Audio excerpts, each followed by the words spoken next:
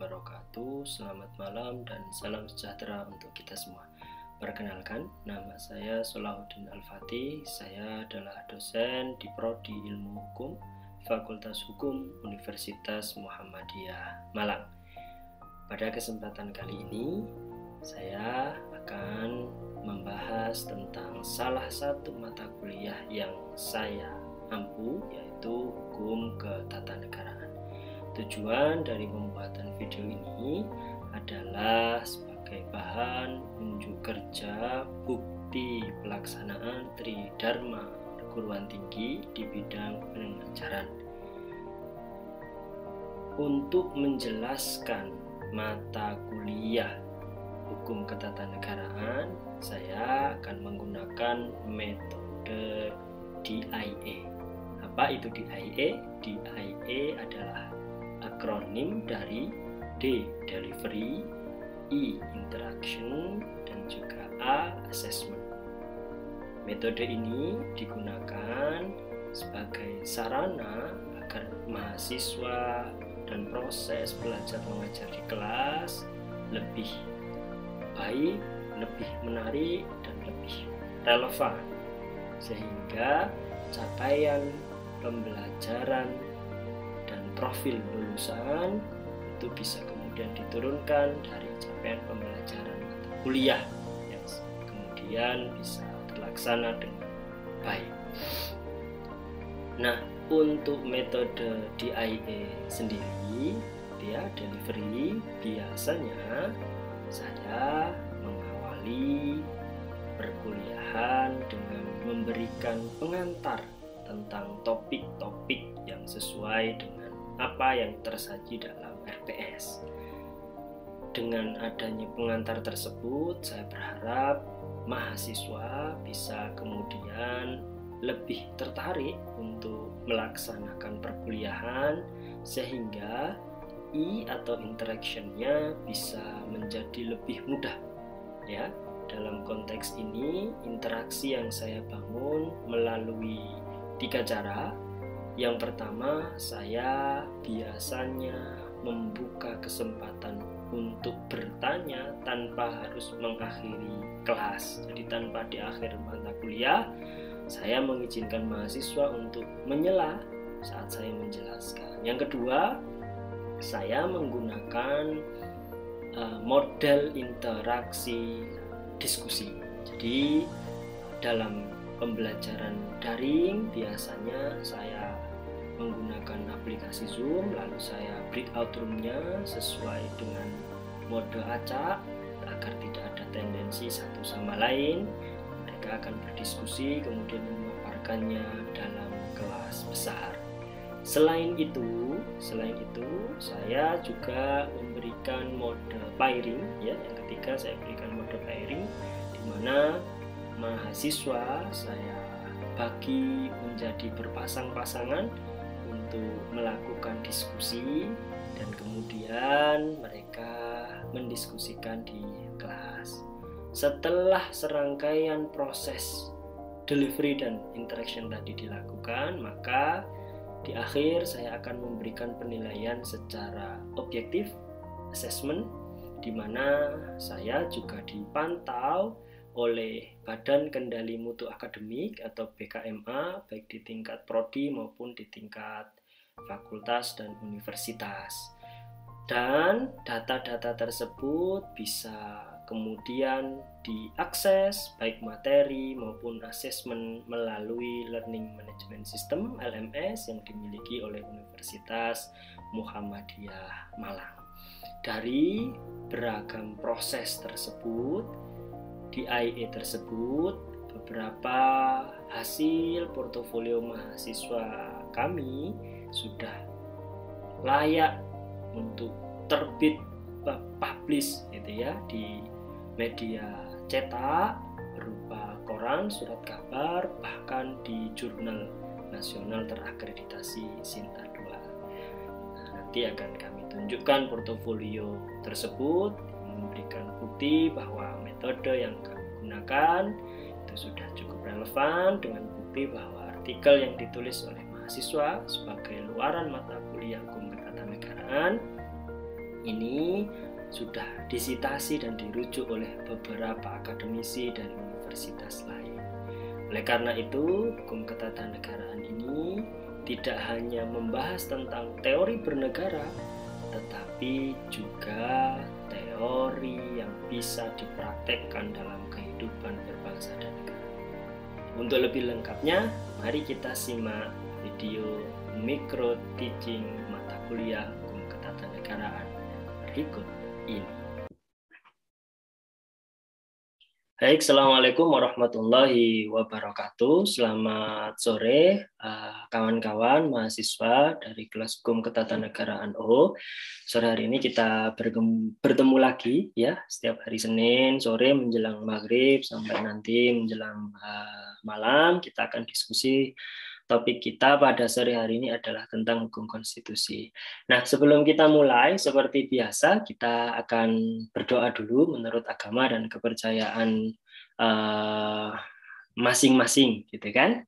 Nah, bagi yang Muslim, silahkan bisa mengikuti saya berdoa. Bagi yang non-Muslim, bisa berdoa menurut agama dan keyakinannya masing-masing. Bismillahirrahmanirrahim. Raditu billahi rabba wa bil islami dina wa bi muhammadin nabiyya wa rasulah rabbi zidni ilma warzuqni fahma amin. Ya, seperti pada pertemuan-pertemuan sebelumnya gitu ya, saya akan memberikan materi pengantar dulu, nanti kemudian kita akan tanya jawab gitu ya. Jadi topik konstitusi ini adalah topik atau bagian yang dipelajari dalam hukum ketatanegaraan. Karena konstitusi itu adalah objek kajian dalam hukum ketatanegaraan yang sedang kita pelajari ini. Jadi 8 SKS itu salah satunya adalah membahas tentang konstitusi. Ini kan sedang happening ya. Beberapa waktu yang lalu ada gejolak atau ada gagasan di tengah masyarakat, bahkan sampai ada yang dilaporkan ke polisi karena isu ini terkait amandemen konstitusi dan upaya menambah masa jabatan presiden. Nah, tapi kita secara akademis tidak akan membahas sudut pandang politisnya. Sebelum memulai pembahasan itu, saya ingin tanya nih ke teman-teman. What is constitution? Konstitusi itu apa sih? Gitu. Ada yang mau memberikan gambaran atau memberikan mungkin pandangan gitu ya tentang konstitusi itu apa? Nggak harus baca dari teorinya orang, boleh dari gagasannya sendiri. Silakan, siapa? Ada? Mas, ini mas-mas nih, mbaknya cuma satu soalnya yang hadir. Mas Lovan bisa menjelaskan tentang apa sih itu konstitusi itu? Kira-kira apa? Konstitusi itu apa? Ya, menurut saya konstitusi itu adalah keseluruhan sistem ketatanegaraan suatu negara yang berupa kumpulan peraturan yang membentuk atau memerintah suatu sistem pemerintahan suatu negara, Pak. Oke, bagus ya. Keren nih Mas Lovan. Jadi kalau menurut Mas Lovan tadi, konstitusi itu didefinisikan sebagai kumpulan aturan, ya, artinya tidak hanya mengatur satu aspek saja. Misalkan kita sedang kuliah hukum tata negaraan. Konstitusi itu tidak mengatur hukum tata negara saja, tetapi kumpulan hukum-hukum yang menjadi landasan bagi berlakunya kehidupan berbangsa dan negara di sebuah wilayah yang disebut negara itu. Nah, ada yang lain? Ada yang mau menambahkan dari yang disampaikan oleh Mas Lovan tadi? Ada? Kita dengarkan suara dari mbak-mbaknya ya. Ini ada Mbak Erika. Gimana menurut Mbak Erika konstitusi itu apa kira-kira? Menurut saya konstitusi itu adalah sebuah dokumen yang mengatur aturan-aturan hukum dan ketentuan hukum gitu Pak. Baik tertulis maupun tidak tertulis. Sip. Terima kasih ya. Yang di-highlight oleh Mbak Erika adalah dokumen hukum. Nah, benar juga nih, karena konstitusi itu kan terdokumentasi. Nah, sebentar. Kalau kita lihat konstitusi kita di dalam Undang-Undang Dasar ya, ini dikasih MK nih, saya nggak beli nih Undang-Undang Dasar ya. Ini kan dokumen ini kan dibukukan, tertulis gitu ya. Jadi tadi Mbak Erika memberikan insight tidak tertulis dan tidak tertulis. Nah, nanti kita cek ya, apakah benar konstitusi itu peraturan-peraturan hukum konstitusi itu dokumen dan konstitusi itu tertulis dan tidak tertulis, kita akan cek selanjutnya. Nah, sebelum kita masuk ke topik bahasan selanjutnya, gitu ya. Topik bahasan selanjutnya itu tentang amandemen konstitusi, gitu kan. Kita perlu highlight dulu bahwa kita sepakat konstitusi itu merupakan dokumen, ya kan? Kalau bukan dokumen berarti ya bukan konstitusi, gitu ya. Kalau lembaran-lembaran yang namanya mungkin peraturan saja, ya, atau bahkan keputusan. Kita mengenal dalam hukum ada istilah beschiking, keputusan, dan juga regeling atau peraturan. Nah, dokumen-dokumen itu dijadikan satu gini nih. Nah, ini kalau di sini sudah jadi satu dokumen, nggak hanya undang-undang dasar, tapi di sini ada juga apa nih? Undang-undang tentang Mahkamah Konstitusi. Ini ya dikeluarkan oleh Sekjen dan Kepaniteraan MK tahun 2017. Nah, dokumen ini biasanya dibukukan. Apakah tertulis, Pak? Mostly kalau kita bicara tentang konstitusi jelas tertulis. Ya, karena kalau tidak tertulis itu biasanya dikenal dengan hukum kebiasaan ya, Mbak Erika. Jadi saya meluruskan bahwa yang namanya konstitusi itu sependek pengetahuan saya semuanya pasti tertulis. Kalau tidak tertulis bisa menjadi hukum adat yang berlaku di masyarakat adat seperti di Undang-Undang Dasar Negara Republik Indonesia tahun 45 pasal 18B. Jadi hukum adat itu hukum yang tidak tertulis gitu ya, atau kebiasaan seperti Presiden Indonesia memiliki kebiasaan di mana pada tanggal 16 Agustus Presiden itu selalu berbicara di depan kabinetnya.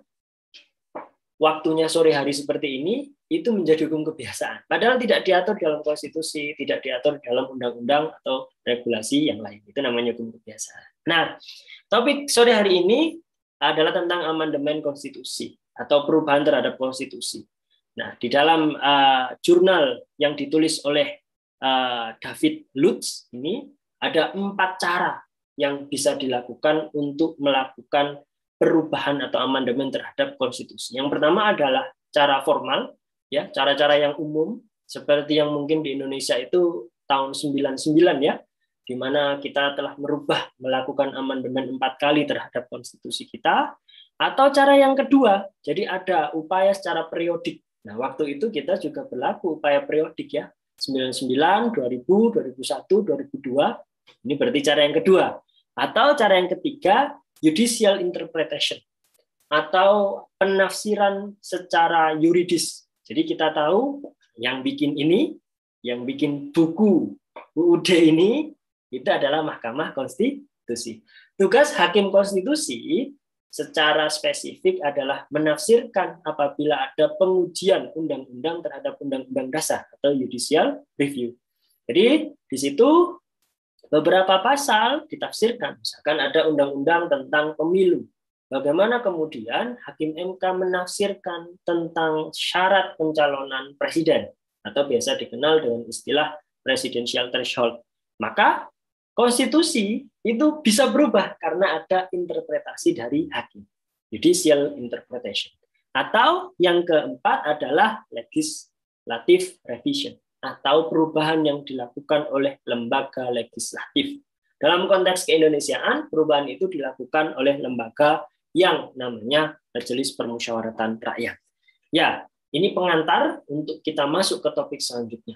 Teman-teman jangan sungkan, jangan malu. Jika ada pertanyaan, silahkan langsung raise hand, atau kemudian karena di fitur Zoom ini ada fitur raise hand ya, atau langsung on mic dan kemudian menyatakan pertanyaan atas ketidakpahamannya.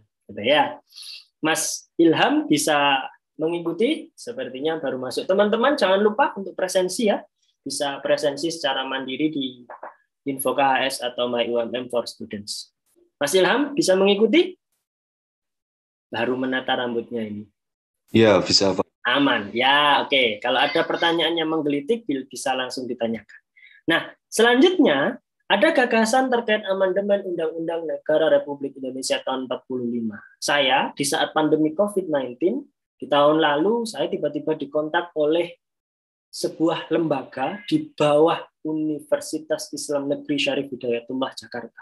Lembaga ini mengontak saya masih ada kenang-kenangan sertifikatnya, terkait survei dari para akademisi pendapat tentang amandemen kelima terhadap UUD NRI 1945. Nah, secara teoritis, secara normatif, amandemen atau perubahan terhadap konstitusi Indonesia itu harus berpedoman pada aturan 1 sampai 5 ini. Pertama, misalkan usulan ini harus kemudian usulan amandemen ya terhadap Undang-Undang Dasar kita diajukan oleh anggota DPR minimal sepertiga dari total anggota. Jadi kalau kurang dari itu maka tidak boleh. Nah, misalkan para fraksi atau para partai politik yang ada di MPR sudah berhasil mengumpulkan suara, maka ada syarat selanjutnya, ya. Nah, setiap usulan perubahan itu diajukan secara tertulis. Tidak bisa kemudian misalkan ketua DPR gitu ya, yang berasal dari fraksi PDIP gitu ya, Ibu Puan Maharani melakukan amandemen atau ingin merubah Undang-Undang Dasar NRI 1945 terus WA gitu ya, dikirim WhatsApp gitu. Dikirim WhatsApp ke ketua MPR. Nah, Pak, saya pengen amandemen gitu ya. Nah, ini bukan bagian dari usulan yang tertulis karena usulannya disampaikan melalui chat, apalagi melalui by phone gitu ya. Lagi makan kok tiba-tiba kepikiran saya pengen amandemen Undang-Undang Dasar kita ini sudah terlalu lama nggak dirubah. Tiba-tiba telepon, halo Pak Ketua MPR, saya pengen amandemen. Itu tidak boleh. Yang boleh adalah diajukan secara tertulis. Untuk mengubah pasal, sidang harus dihadiri minimal 2/3 anggota.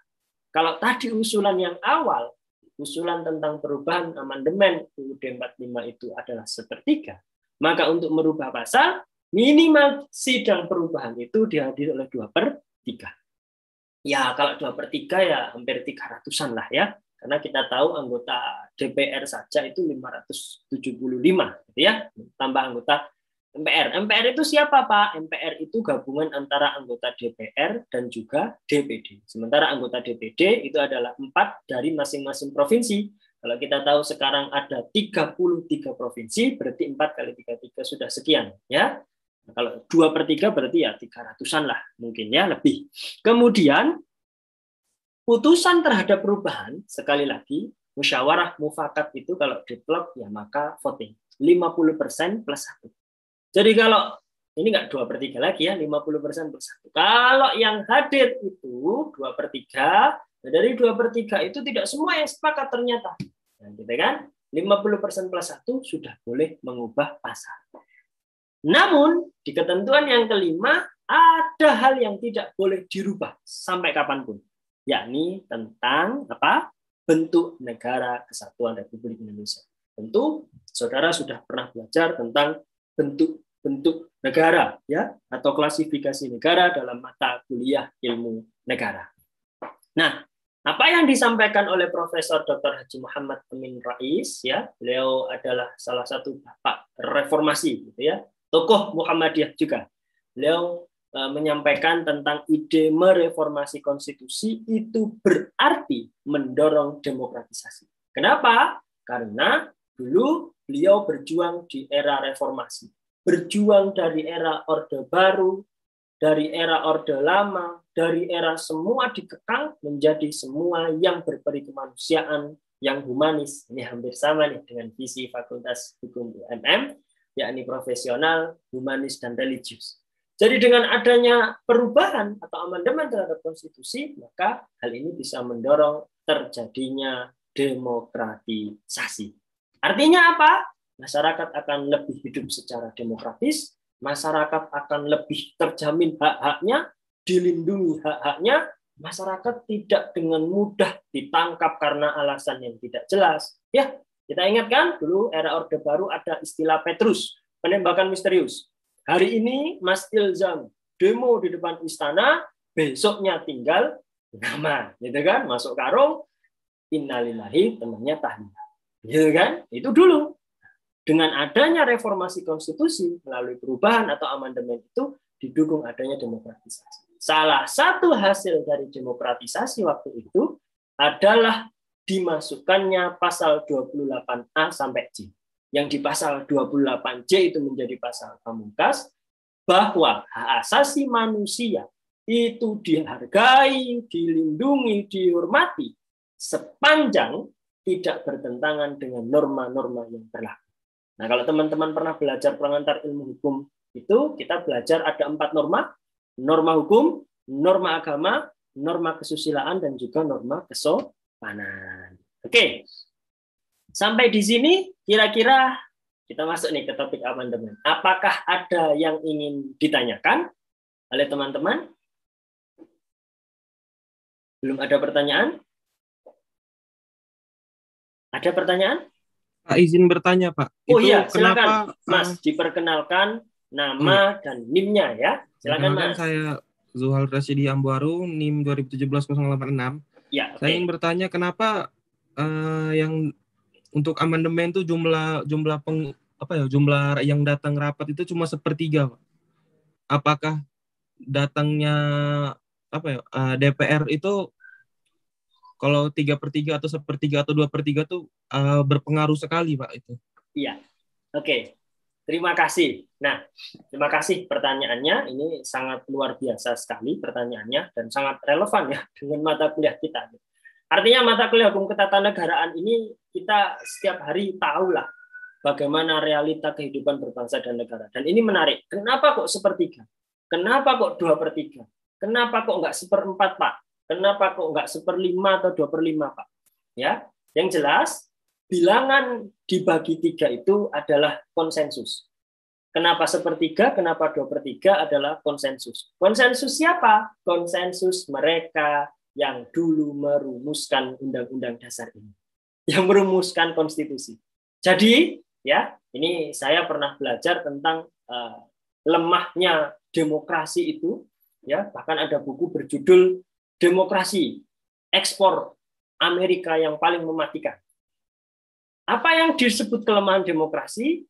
Demokrasi itu bisa merubah sebuah hal yang itu teruji benar, ya, yang itu sudah disepakati secara umum menjadi berubah. Kenapa? Karena itu tadi, demokrasi berpijak pada one man one vote, ya, vox populi vox dei, suara rakyat suara Tuhan.